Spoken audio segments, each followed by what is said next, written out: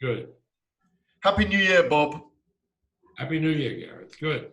Well, we're locked down here in the UK with no events till mid-February. I think one of your rivals and sometimes a cooperationalist promoter Eddie Hearn's going to announce some events in mid-Feb. We're all locked down here at the moment. Where are you at the moment with Las Vegas?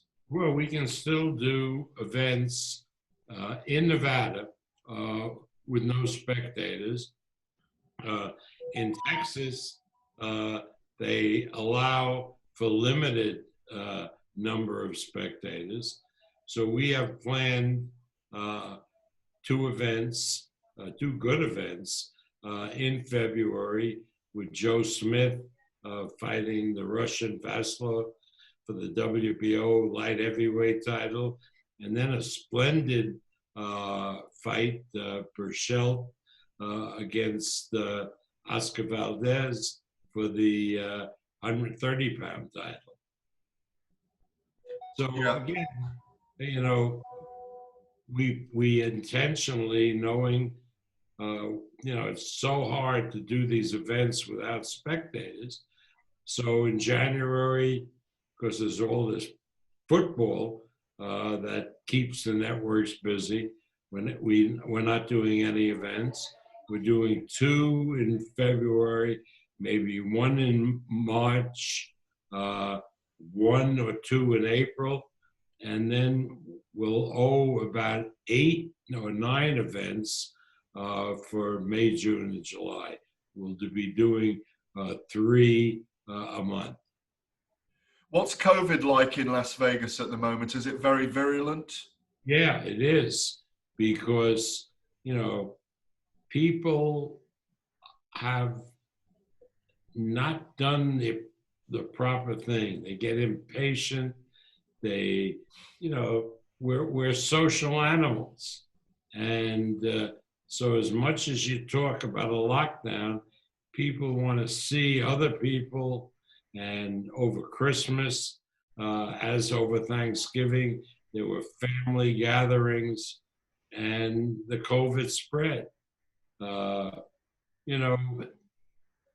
Until we get everybody vaccinated, this ain't going away.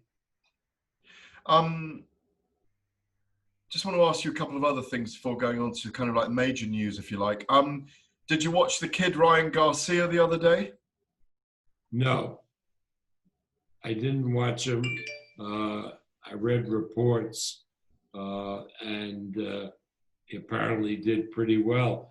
But our matchmakers say that even though he's a powerful young kid, he doesn't have he's very, very slow on his feet. And he can't fight backing up.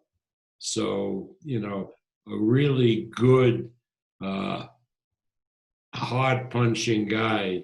Tio Lopez, for example. Lopez. And I think also, and that fight might happen sooner, Tank Davis, I think, would probably beat him, although he's a little smaller. I see Tio Lopez, your guy, has been very strongly calling Gervonta Davis out. Are you aware of that? And is that in your plans? Fine. I mean, when we get a call from Floyd that he's interested in the fight, we'll make it. Otherwise, we're talking about fighting in Australia against Kambosos on the mandatory. But again, Gervonta Davis and Teofimo Lopez would be a very big fight, at least here in the United States. So that's very viable, is it? That if Tank Davis and Tio don't happen, then you may well go to Australia in the next few months, yeah? Yeah, definitely. As a matter of fact, we've been talking with the Aussies, and we're supposed to have a letter of intent from them by the end of this week. And again, it would be in May sometime, but we're at the mercy of this coronavirus. But by May, I think we'll be okay. Where are you looking? Sydney, Melbourne, Brisbane? Melbourne. Melbourne. Okay, nice. Would that be a big stadium fight? Will you try and turn that into? Or? Yeah, they're talking about a big stadium fight. Yes. Yeah, that's the plan is to do it in one of their big stadium, which means what, about 50,000 people, something like that. And Um, they're doing events now at full capacity, and the problem there now is the quarantine, which is a strict quarantine for 14 days, and even more so, they have prohibited foreigners from coming in at all to Australia until further notice. Tell me about Vasyl Lomachenko, because obviously he watched the fight back with Teo Lopez and he put that video out that he was hard done by. And have you spoken to him at all? No, I haven't. I've spoken with Egis Klimas, his manager, and he wants a rematch with Lopez. Mm-hmm. Lopez is not inclined to give him a rematch. So we're going to, see what we do with Lomachenko. If one of these people in the Mideast who are always around really, and they mentioned doing this rematch, well, money always talks in boxing. So that's one of those fights, and I suspected so after the last fight that you either need a big crowd in Vegas for that, or a big crowd somewhere to make it financially viable, because it's a very big money fight, the second one, isn't it? And a very good fight, the second fight. Right, but again, we can't do these big events without spectators. You just can't. Yeah, no, I get you. Too many revenue streams. Yeah. No, and as you know only too well, the rematch is a fascinating fight, but Teo Lopez deserves a really big payday from the gate for that fight, and a really big payday on pay-per-view. I can completely see it, and I think, in your instincts, do you think they will fight again and it'll be a big fight when the pandemic slows down? Again, maybe I should resign from the company and have Dr. Fauci run it, because only he can answer the questions if anybody can. I mean, I can answer questions if there were no pandemic. With the pandemic, I'm completely at a loss. Yeah. I read today that you had spoken, I think probably with Sky Sports here in the UK, and there was some comment from you. I'd like to kind of know the veracity of this, that there are talks going ahead for Tyson Fury and Anthony Joshua. That is absolutely correct. And could you, obviously you're not going to tell me the dirty washing or anything like that, but can you talk to me in terms of outline of how it's progressing? Extraordinarily well. As a matter of fact, I talked to Eddie this morning, and we should have a working draft sometime by the end of this week. Again, if you're dealing with people that are willing to put egos aside, getting this fight on is relatively easy. It's not hard. I mean, particularly if you go in on the premise that money talks, it's not hard to put together. So again, whether I've been talking to Eddie because he and I have a dialogue, but Frank, will be part of the equation once we get a document that we can go over. But I think it's easier for everybody if the communication is between Eddie and myself. When you say the document, Bob, when you say the document, is this the document that agrees the contract for both fighters to fight rather than venue and? Well, again, it again, yes, to some extent, yes, that would be correct. In other words, you sign the fight. That's the thinking. You sign the fight, and then you mutually agree on a venue. So that's the step we're at now. And there are a lot of questions putting on a fight, but we're all professionals, and I really believe that everybody will put egos aside and we'll get this done. Can you confirm? Convinced that we get it done. Yeah, can you confirm a couple of things which seem to do the rounds and that everybody seems to be universally agreed on? That have the two fighters agreed to a 50-50 yet? Yeah, I don't know. I assume my guy has. Tyson has, and Eddie, I'm sure. I'm sure Eddie is. Otherwise Eddie wouldn't have proposed it with us. So yeah, I would say the answer to that question is yes. Is America, i.e. Las Vegas or New York, featuring in the talks as possible venue? Absolutely not. Okay. So, absolutely not. Look, let me, again, I don't want to inject something that gets somebody upset, but Anthony Joshua doesn't mean very much in the United States. Fury has made himself part American. People sort of get a kick out of him and love his act. So I don't think that the U.S. is the appropriate place for that fight. The fight should either be in the United Kingdom or some other place that put up a site fee. Is there any truth in the fact that Singapore had become one of the bidders? I have no idea. I have never talked to anybody in Singapore about anything. The big property in Singapore is owned by the Las Vegas Sands, and the chairman of just passed away last night. So I haven't talked to anybody in Singapore. Maybe Eddie has, I don't know.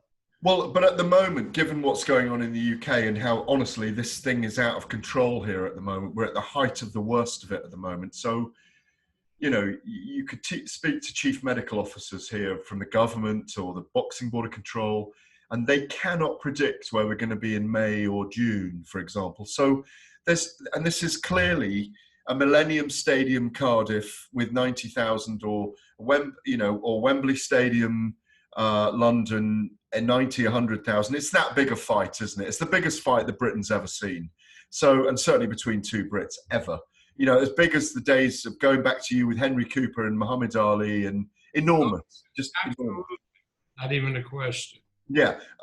So at the moment, I'm sucking eggs here really, because we've been talking about it for months and months. But at the moment, the Mideast looks the likely venue if it's going to be signed in the next few weeks, and a venue's to be found and things to move ahead and the guys to go into camp. Surely it's the Mideast.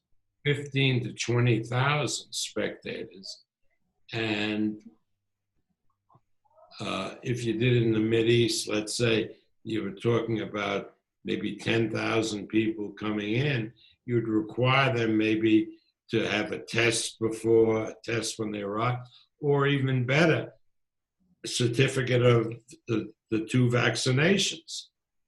So it's much easier to do it with limited, 100,000 people. How are you going to you handle it unless the coronavirus is a thing of the past?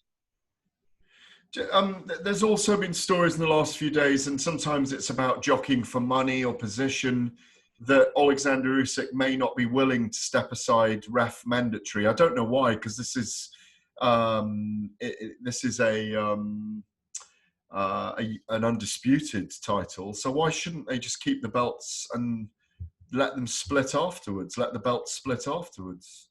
No, I think we want to keep the belts together and do a unified fight. I think that's appropriate. It's good for boxing. An undisputed, you mean? Undisputed. Yeah.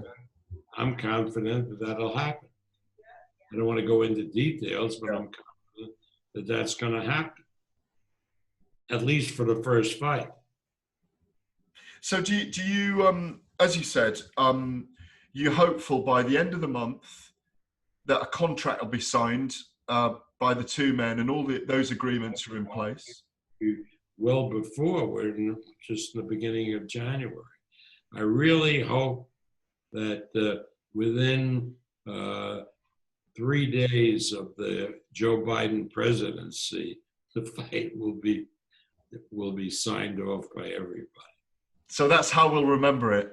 Within hours of Biden being right, it couldn't happen. Inaugurated. Right.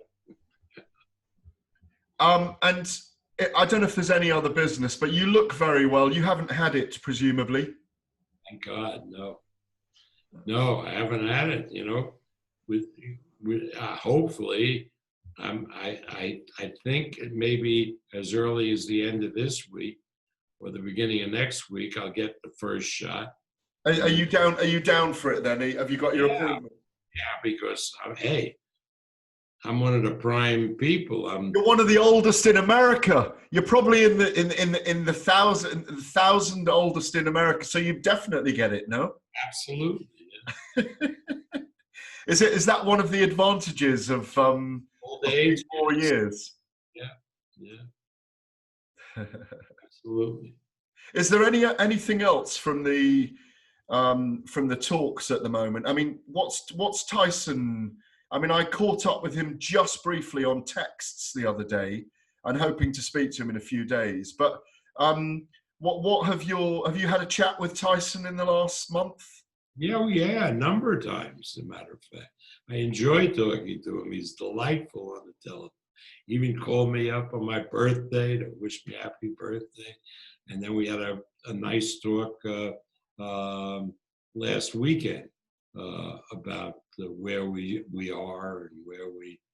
So yeah, I mean, I've had a very enjoyable talks with him, and I know that he's on the same page as I am and Frank's on. If he beats Anthony Joshua, can he walk away from this era as clearly the man that follows in the line of the man who followed the man? I think so, clearly. He would have beat Klitschko, who was the undisputed champion at the time. And then he would have beaten Joshua, not once, but twice, who was the biggest rival for him and a fellow champion. And clearly there would be nobody around. He would be the most dominant heavyweight since maybe Mike Tyson at one point in his career. But you'll be advising him to go on and on a little bit, surely, because there's a lot left in the tank, isn't there? Well, there is a lot left in the tank, but again, you know, he will have so much wealth and money that he may be directed to, his attention may be directed to other pursuits. I mean, you know, if I were handling his other matters other than boxing, I mean, he would be spectacular. And there are a lot of parts for him as a movie actor. You know, he's really a tremendously interesting personality. And he can sing. Yes, he can sing, he can carry a tune. I've never seen someone get you singing before, but he got you singing in Vegas. Right. Brilliant. Look, Bob, thank you very much for your time as always. It's great to catch up with you. I'm glad to hear you're so well anyway. Okay, and you stay safe also, Darren. Cheers. Thanks very much, Bob. Right. Cheers for now. Catch up with you soon. Thanks a lot.